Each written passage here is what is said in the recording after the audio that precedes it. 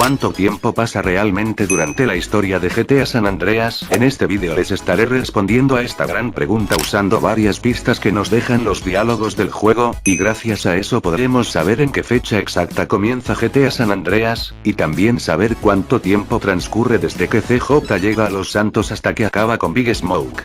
Mi nombre es Sharky, su canal de confianza, y antes de comenzar con el vídeo les invito a que se suscriban y a que dejen un buen like.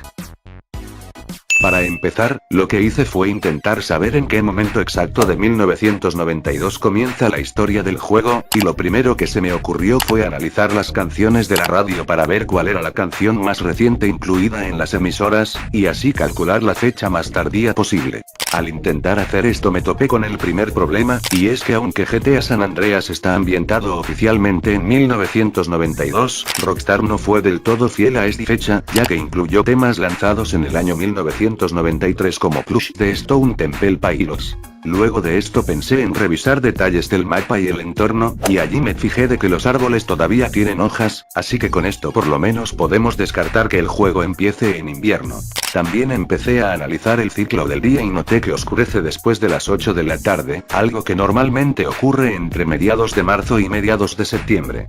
Con esto podríamos suponer que el juego empieza en primavera, pero más adelante encontraré pruebas que no encajan con esto. Después de esto seguí indagando más cosas del juego, buscando pistas en letreros publicitarios, carteles de negocios, entre otras cosas. Después de bastante rato buscando evidencias me di cuenta de que dentro del garaje en San Fierro, hay un calendario que podemos ver y está abierto en el mes de enero, cosa que me hizo pensar que quizás ese era el mes en el que transcurre el juego. Hasta ahora esto es todo lo que tenía, pero luego recordé que había una función en GTA San Andreas que consistía en abrir un pequeño menú cuadrado en el que puedes ver tus estadísticas, desde el respeto, la musculatura o hasta el sex appeal, pero algo mucho más interesante es que dentro de ese menú también aparece el día de la semana, y como pueden ver el juego empieza siempre un miércoles, pero este menú no nos dice la fecha exacta tal cual. Al ver esto pensé que si el juego calcula el día de la semana, debe haber algún calendario interno que maneje también los meses y el año, solo que no lo vemos. Y efectivamente esto es así, y ese calendario interno existe. Buscando por internet encontré un mod que hace que en el menú de estadísticas aparezca la fecha exacta y no solo el día de la semana, y al usarlo por fin pude ver la fecha original, y concretamente el juego comienza oficialmente el miércoles 1 de enero a las 6:30 de la mañana. El juego literalmente arranca el primer día del año, así que dado que el juego por defecto inicia el 1 de enero, podemos asumir sin duda que esa es la fecha oficial en la que empieza la historia, y no hay discusión posible ya que el propio código del juego lo confirma. Además, como dato curioso, en la vida real el día 1 de enero de 1992 sorprendentemente también fue un miércoles, lo que nos quita totalmente las dudas. Ahora que ya sabemos en qué fecha exactamente comienza GTA San Andreas, lo que quiero hacer también es averiguar cuánto tiempo pasa desde el momento en que el jugador toma el control de CJ hasta completar la última misión, que es End of the Line. Esto es algo mucho más complicado, sobre todo si tenemos en cuenta que cada jugador va a un ritmo distinto, por lo que es difícil saber la duración oficial dentro del lore del juego. Aunque calcular la duración real sea algo complicado, hay un método bastante interesante que podemos seguir, y es que hay varios detalles en los diálogos y en los eventos de las misiones que sí nos dan una idea del paso del tiempo dentro de la historia, así que decidí volver a jugar GTA San Andreas entero, pero esta vez con el mod del calendario activado, para descubrir cuánto tiempo transcurre realmente en la trama. Para hacer esto también me puse algunas reglas, y la primera es que si queremos calcular el tiempo como si fuera la vida real, CJ tendría que dormir, y por eso para hacerlo más realista establecí que si CJ lleva más de 16 horas despierto, debe guardar partida para avanzar 6 horas en el reloj, ya que esa función sería como dormir.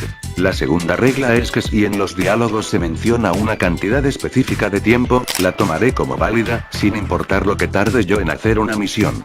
Con esas reglas en mente mi objetivo es llegar al final de End of the Line y ver qué fecha marcaría el calendario del juego cuando termine el modo historia.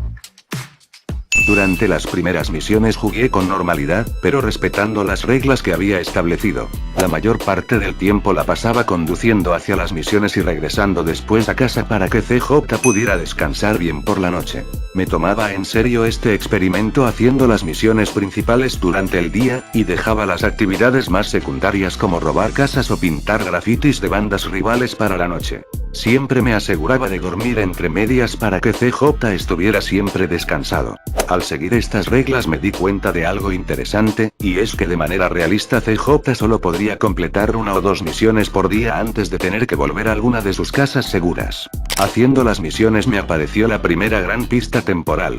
Por si no lo sabías, los puentes están cerrados al inicio de GTA San Andreas debido a un terremoto reciente ocurrido en la zona. De hecho, el propio nombre de San Andreas viene de la falla de San Andrés ubicada en California. Pues bien, en una de las emisoras del juego se menciona que el terremoto ocurrió el mes pasado. Check it out, y'all. It's Julio G, man. All transit between Los Santos and the greater Red County area is still strictly messed up after last month's earthquake. Officials are not confident as to when things are gonna open up again, but thank God I pay all that tax, you know what I'm saying? Este detalle es importante para calcular el paso del tiempo, y más adelante en el vídeo será un detalle bastante importante.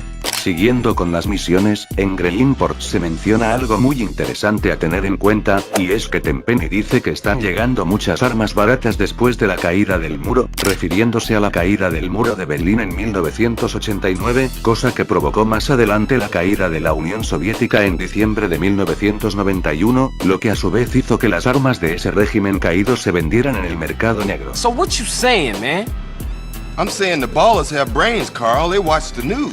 I'm saying they're making friends, cutting deals, and tooling up for more than half-assed drive-bys. Lots of cheap guns coming into America since the fall of the wall, Carl. Por lo tanto, tiene sentido que el juego transcurra en enero de 1992, ya que por esos meses fue cuando se vendieron más armas soviéticas, cosa que encaja con que los balas las compren. Después de completar varias decenas de misiones más, llegué finalmente a los últimos capítulos de Los Santos, hasta alcanzar la famosa misión del Sabre Verde. En ella CJ es arrestado mientras defiende a su hermano durante un tiroteo, y como consecuencia los oficiales Tenpenny y Pulaski lo llevan hasta Angel Pine, momento en que se desbloquea la segunda isla del juego. Justo después de esto se escucha otro anuncio en la radio diciendo que el terremoto del mes pasado sigue causando retrasos en los puentes. The aftermath of the devastating earthquake continues. Travel is still severely restricted statewide. Officials say there are still no reported casualties, which is truly unfortunate as it makes for incredibly boring news. Lo que confirma que, cuando CJ llega a Angel Pine, ni siquiera ha pasado un mes desde que empezó la historia, así que podemos asumir que en ese punto del juego seguimos en enero. Y efectivamente, al llegar a Angel Pine el calendario muestra que aún era enero. Durante los días siguientes, CJ realiza varios trabajos sucios para los agentes del Crash, pero al mismo tiempo empieza a salir con Catalina para ganar dinero rápido. Podemos asumir que cada misión con Catalina ocurre en días distintos, ya que cada una representa una cita diferente. Por lo tanto, al terminar todas esas misiones, podemos estimar que ha pasado al menos una semana desde que CJ llegó a Angel Pine. A partir de aquí, César llama a CJ y lo invita a participar en una serie de carreras junto a Wealthy, y gracias a esas competiciones CJ logra derrotar a Cloud Speed y a Catalina, y con ello gana los papeles de la propiedad del garaje que mencionamos antes en San Fierro. En este punto de la historia, según el calendario del juego, ya estamos en febrero, por lo que en teoría llegaríamos a San Fierro en ese mes. Ya habiendo llegado a San Fierro, durante la misión Where Flowers in Your Hair, CJ recluta a Electro, a Dwayne y a Zero para ayudarle a poner en marcha el garaje de Doherty. En la cinemática de esa misión CJ menciona que, tras una semana de trabajo duro, el lugar se convertirá en un taller completamente funcional. A week of hard work, and we'll transform this place.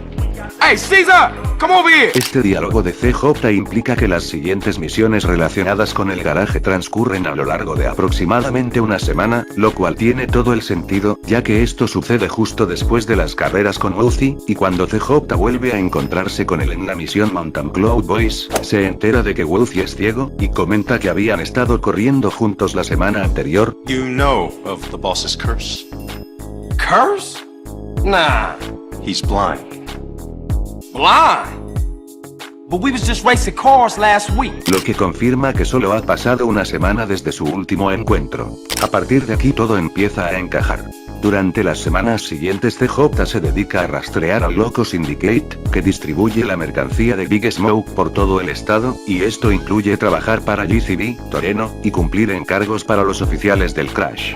Cuando CJ finalmente elimina a GCB y destruye el helicóptero de Toreno, ya han pasado varias semanas en San Fierro, y según el calendario del juego nos estamos acercando a marzo de 1992. La última vez que CJ tiene contacto con Woozie es en la misión de Dan and Boys, donde se menciona que planea comunicarse con él en alrededor de una semana si todo sale bien en las venturas. If everything goes well, I'll call you in a week or so and invite you to my new spot. Esto marca el punto en el que CJ destruye la fábrica de crack de San Fierro, justo cuando el calendario dentro del juego entra en marzo de 1992. A partir de ese momento, Toreno de manera secreta ordena a CJ viajar a Bone County, dando inicio al siguiente gran capítulo de la historia.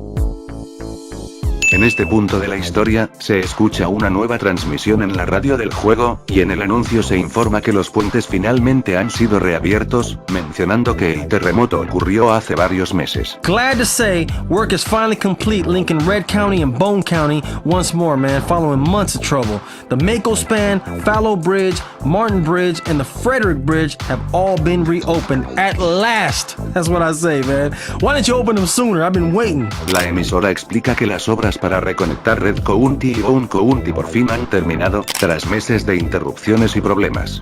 Esto nos confirma que ya no estamos en enero ni en febrero, sino que ha pasado más tiempo. La línea temporal que hemos seguido hasta ahora sigue encajando perfectamente. Durante las semanas siguientes, CJ comienza a realizar trabajos para el gobierno. El siguiente gran paso llega cuando compra la pista de aterrizaje de Verdant Meadows y aprende a volar, algo que probablemente le toma una semana aproximadamente. Justo después, Woozie lo llama para invitarlo a ir a las venturas y reunirse con él en el casino. Carl, it's Woozie. Hey, Woozie, man, what you been up to? Come along and see for yourself. I got a little business proposition for you. Come over and see the setup, my friend. Okay, for sure, I like that. Like it? You're gonna love it! It's the Four Dragons Casino in Las Venturas.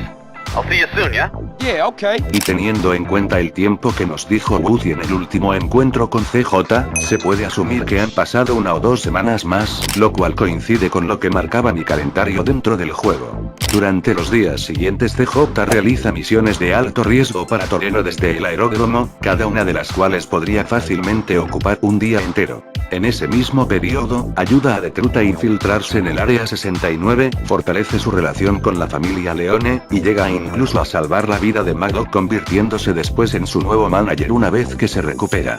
Todo esto en conjunto, representa al menos una semana o más de acontecimientos. Y aquí es donde las cosas se vuelven especialmente interesantes, y es que la siguiente pista aparece recién en la misión Saint Mark's Bistro, donde CJ viaja a Liberty City, un lugar que se muestra completamente cubierto de nieve. Dado que Liberty City está basada en Nueva York, esto tiene sentido, ya que las nevadas son comunes en enero y febrero, aunque también pueden extenderse hasta marzo e incluso abril. De hecho, buscando datos de la vida real, en marzo del año 1992 en Nueva York hubo tormentas de nieve, lo que concuerda perfectamente con lo que vemos en GTA San Andreas en Liberty City. Todo esto sugiere que no ha pasado tanto tiempo como podría parecer, y de hecho la presencia de nieve refuerza la idea de que CJ sigue dentro del primer trimestre de 1992. Pues bien, al completar la misión Saint Mark's Bistro el calendario del juego marcó el 21 de marzo de 1992, y todavía no era el final de este capítulo ya que aún quedaban algunos cabos sueltos, como enfrentarse a Pulaski, antes de cerrar definitivamente esta etapa de la historia. Después de completar varias misiones más, CJ finalmente regresa a Los Santos, y en ese momento el calendario del juego ya marca finales de marzo. Cuando el calendario avanzó a abril de 1992, fue justo cuando CJ debía recoger a Sweet de la cárcel, y aquí aparece otra pista enorme durante el capítulo de los disturbios. Toda la ciudad se hunde en el caos tras el juicio de Tenpenny, quien es absuelto de todos sus cargos. Esto no es solo una invención de Rockstar, sino que está inspirado en un hecho real, ya que los agentes del Departamento de Policía de Los Ángeles que inspiraron a los oficiales del crash fueron declarados no culpables de brutalidad policial, lo que desató los disturbios en la ciudad en abril de 1992. El hecho de que esta cronología dentro del juego coincida también con los sucesos reales, y que además los resultados del experimento con el calendario encajen perfectamente, hace muy difícil ignorar que esta es la línea temporal más coherente.